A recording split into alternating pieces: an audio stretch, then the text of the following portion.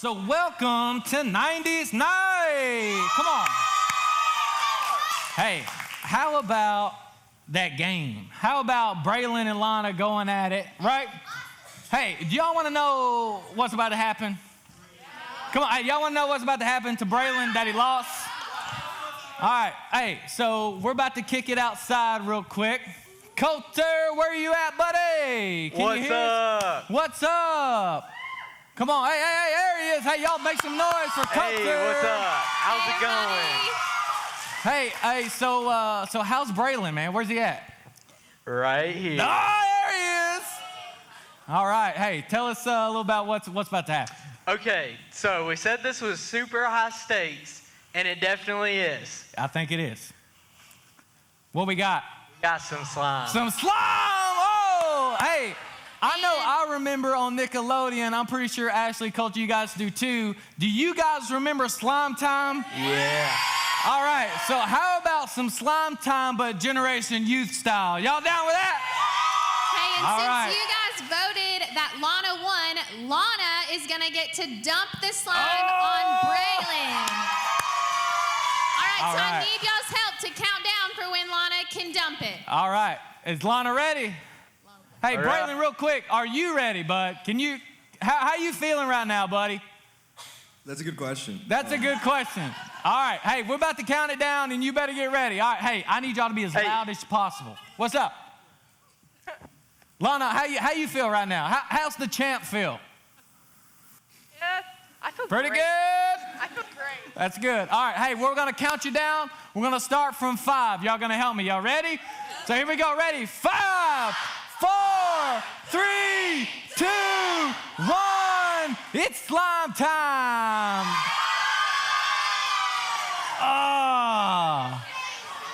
Oh no, Braylon. Oh, on your back. Oh, she ain't done. Oh. There we go. Braylon, how's the green hair, bud? That's going to look real good at school tomorrow. Braylon, how you feel? Braylon, how you feel? I think he has no comment. He has no comment. Like shoulders. All right. You guessed right. Let's give it up for Lana and Braylon. Thanks, guys. Come on. Bye. Man, hey, you guys having fun so far? Come on. Yeah. I want to have a ton of fun tonight, but also, hey, let's have some conversation, right? All right, so has anyone ever had anybody come up to you and be like, hey, we need to talk? All right, some of you, right? Maybe your parents, maybe your boyfriend or girlfriend, and like we all know when they're like, hey, we need to talk, best thing you can do is just get out. Or they just run, right? Like it ain't good when they come up to you and be like, hey, we need to talk. We need to talk. So does anyone remember the show, it's in the 90s, Saved by the Bell? Does anybody know that show?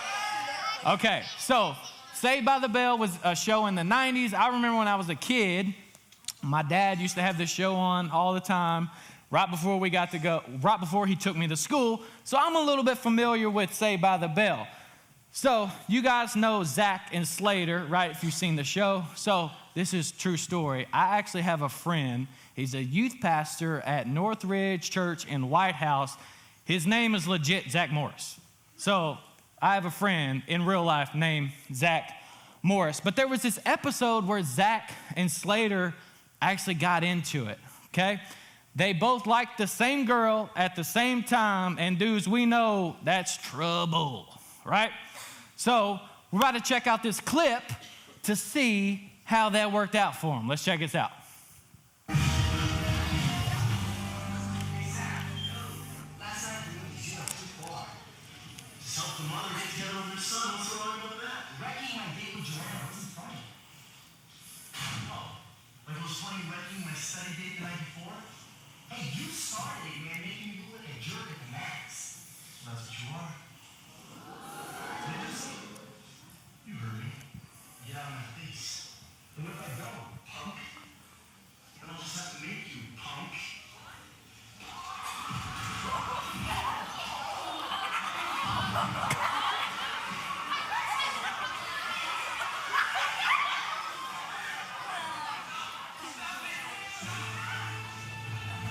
All right. So, hey, we can all agree that did not end well, right?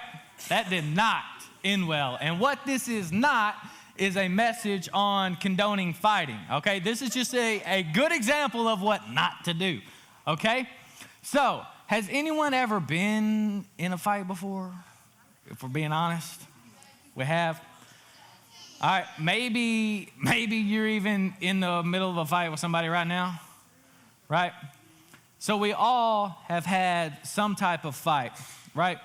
So why does that matter to us, and why does that matter to God? Because we're going to be talking from a subject tonight of radical people fight for peace. I want you to write that down if you're taking notes.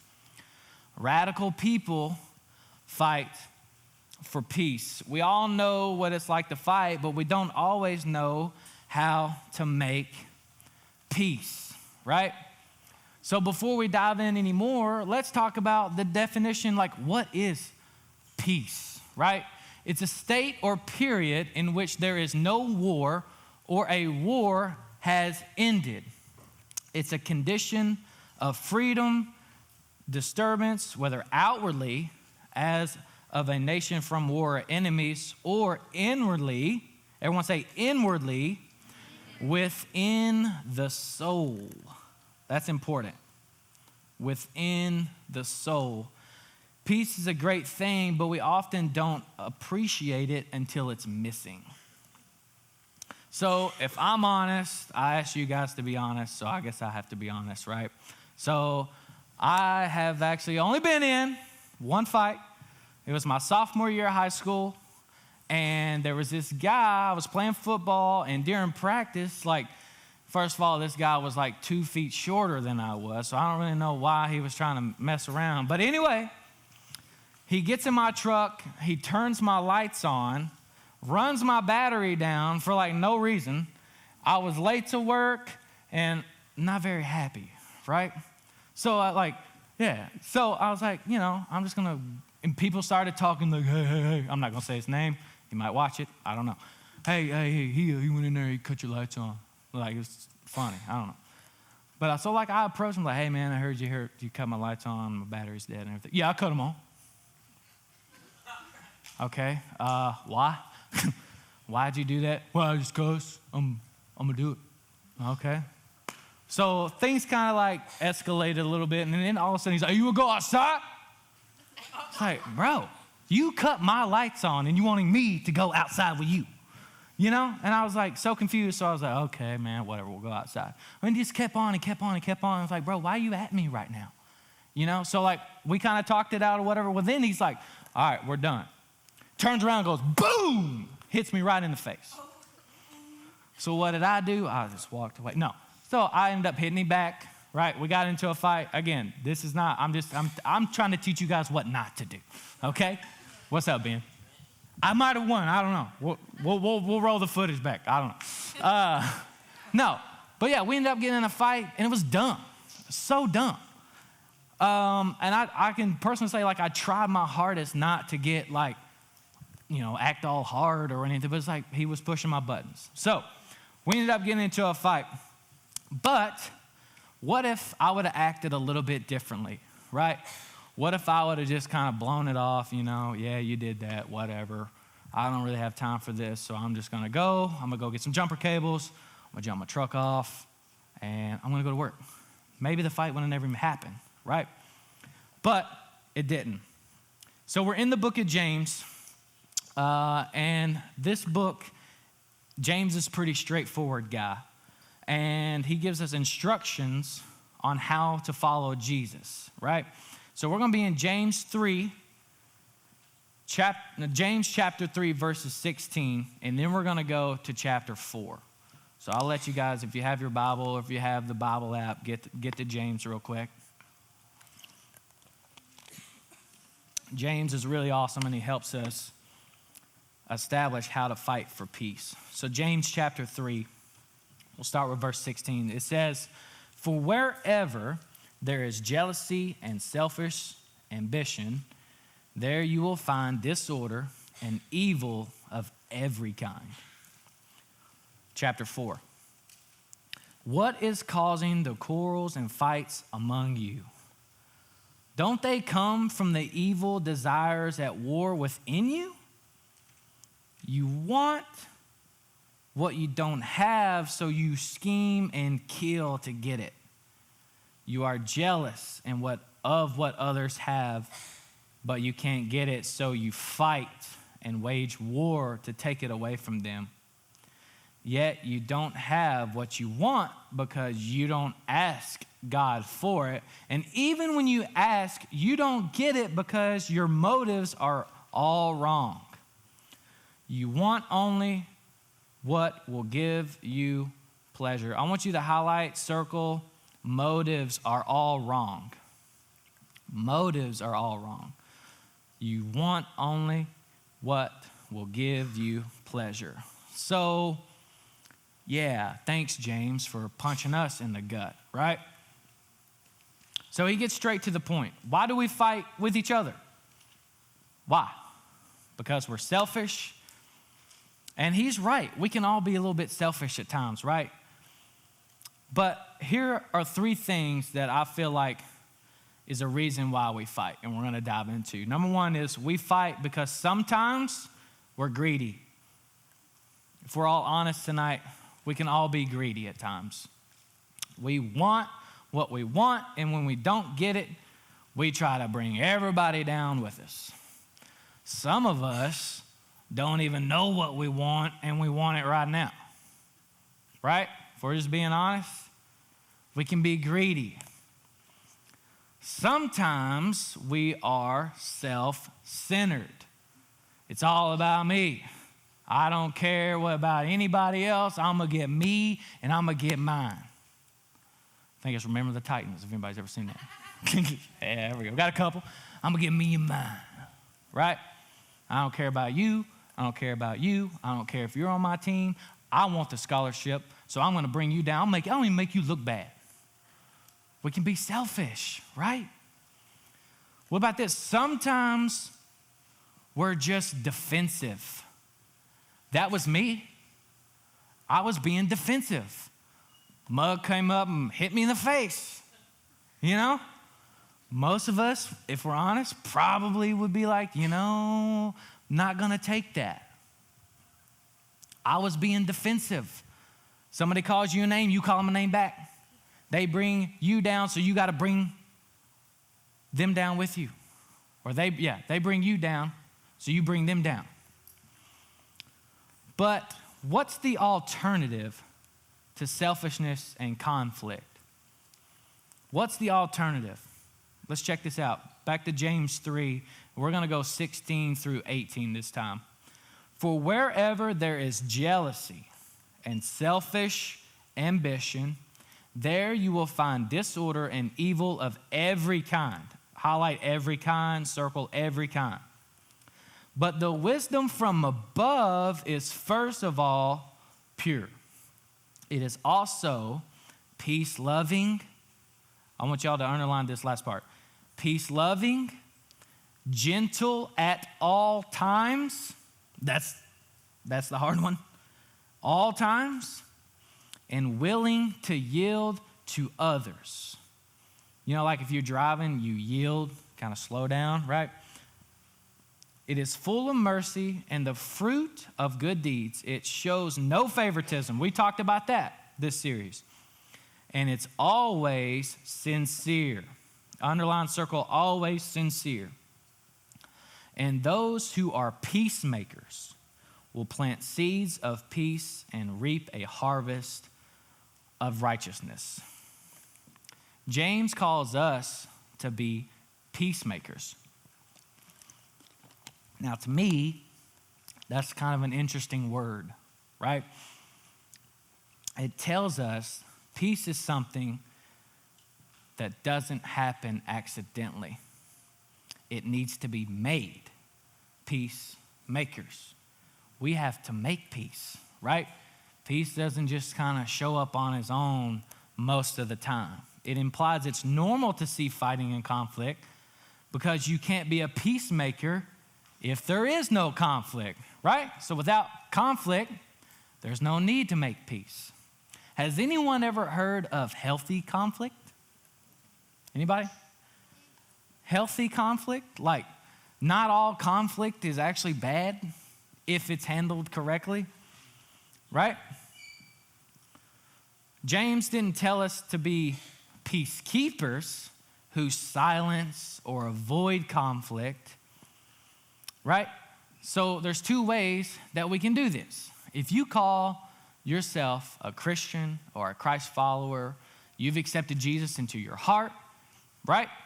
You do this through the Holy Spirit because the Holy Spirit lives within you and it can guide and empower you. We can also do this through the words and example of what Jesus did.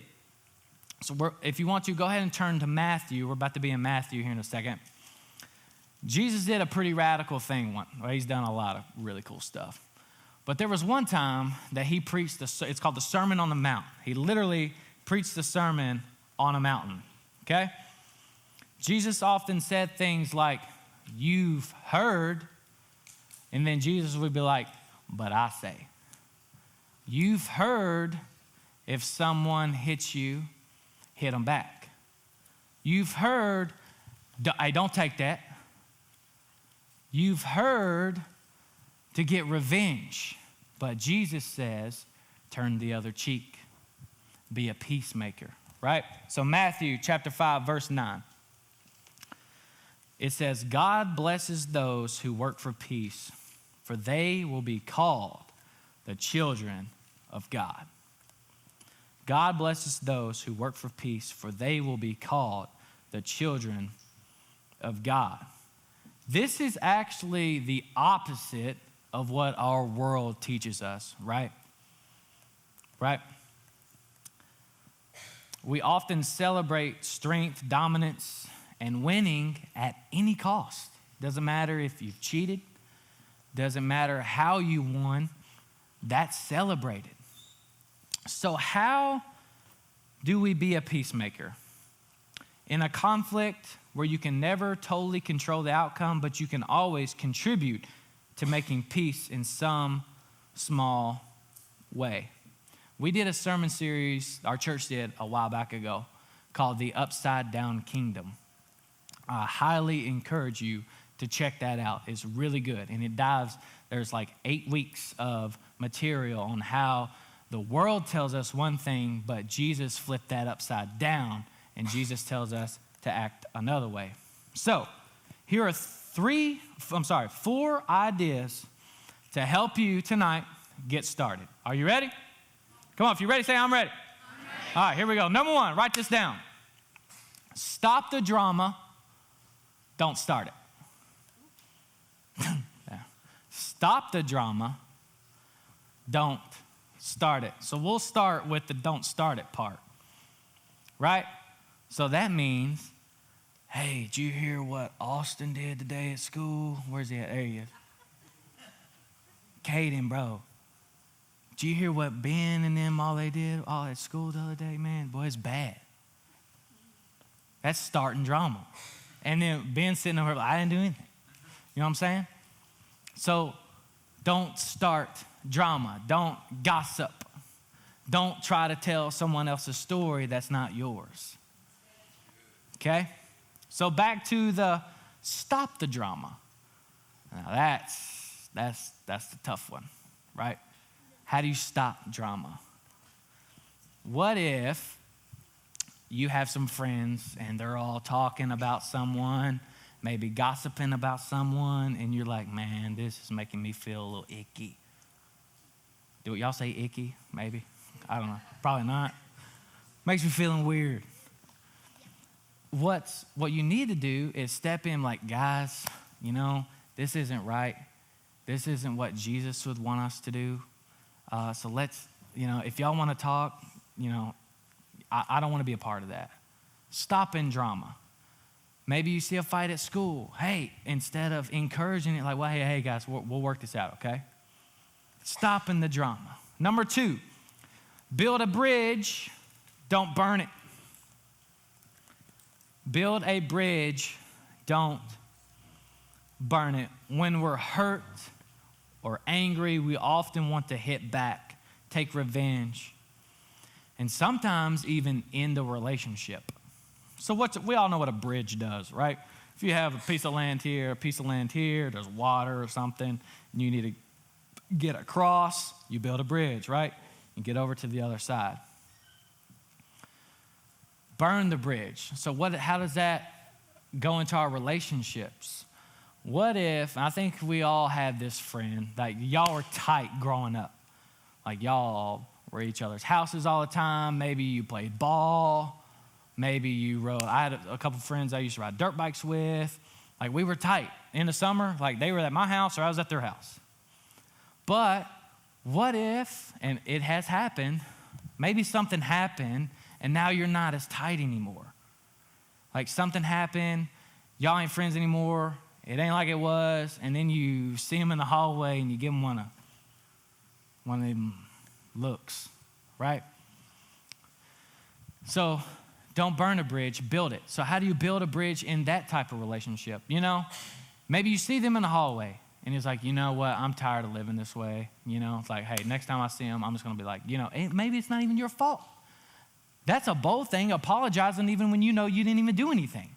But to mend a relationship, to build that bridge back. You talk to him like, hey, I'm sorry, I know like we used to be good, this happened, and honestly, I'm tired of the weirdness. Like, I know we might not be friends like we used to, but like I don't want it to be weird anymore in the hallway. And you guys like, hey, you do your part, right? Now, how they receive that, that's on them. But you know, you can lay your head down at night and like, hey, I tried, and me and God's good, and I know I did my part. Building that bridge. Number 3, fight for others, not just yourself. Fight for others, not just yourself. Being a peacemaker isn't always about righting wrongs in your relationship. Sometimes it's about righting wrongs in the world. So it goes back to that selfish part. Fight for others, not just yourself. Like just because you're good, that doesn't mean everybody else is good. Just because you're good with God, that doesn't mean everybody else is good with God. You know what's some of the most powerful things us as Christ followers can do is fight for those who can't fight for themselves. You know? And that can be hard at times. Like not everybody has a voice. Not everybody might not be as big and buff as Austin. I'm just kidding, but I'm just saying. Right? I love you, Austin. I know I can pick on you. Fight for peace, right? We'll talk afterwards. Right? So maybe you see a guy at the lunch table, you know, little guy getting picked on by the seniors. Or maybe you're in 8th grade and you see some people picking on the 6th grader. Like, that guy can't fight for himself. Like, he needs some help. Just like you would need some help, right? So go over there and at night, like, hey, God, look, this is my boy. You wouldn't want them treating you this way. So, like, hey, let's back off. You know, this ain't cool. Like, standing up for what's right. Number 4, make peace with God, not just others. Honestly, this is probably the most important one. Because we talked about earlier in this series, your relationship with God, like your relationship with God, it's the most selfish thing you could do because it's yours, right? So fight or make peace with God, not just with others. So the last few weeks, we spent a lot of time talking about how Jesus teaches us how to love others, but don't forget about Jesus' most important goal, to make a way for us to have peace with God. It's easy to fight for ourselves. It's much more radical to do the difficult thing and fight for peace, right? Fight for peace, and that's not easy. Just like the video showed of Zach and Slater, like they were going at it over a girl. Like right there duking it out in the hallway. And this is just some extra points because I think it's becoming more of a problem. Just because you're not directly fighting someone or you weren't in the fight, I don't have my phone, but you over there like recording it? just as bad. Because now you're promoting it. I'll repeat that because it got a little quiet. Because you're actually promoting it by recording it and not stepping in. Now, I'm not saying put yourself in harm way, but like you recording it, sending it all to your buddy, man, bro, this boy got clocked, watch this. No. You are just as in the wrong as the people actually fighting. I know there's this trend going around right now on TikTok, right? Y'all know what I'm talking about. I ain't dumb. Going around the school and it's not funny. Stealing stuff and be like, yo, I got this toilet paper from the bathroom. Now, ain't nobody washing their hands. You know why? Because I got the soap. I got the soap. Me and mine. My hands are clean. Look, hey, we ain't got no soap shortage. Ain't no more toilet paper shortage. We're good. You don't got to steal it. Number one, stealing's a sin. We'll start there. Taking something that don't belong to you. It's not yours. And now you're vandalizing your school. There's another one. And now you're posting about it, and now you're promoting it. Like, what if your buddy did that? Bro, go put it back. Like, it's not cool. Like, I know I don't want to be locked in a stall with no toilet paper because y'all boneheads stole it all. You know, I'm sitting.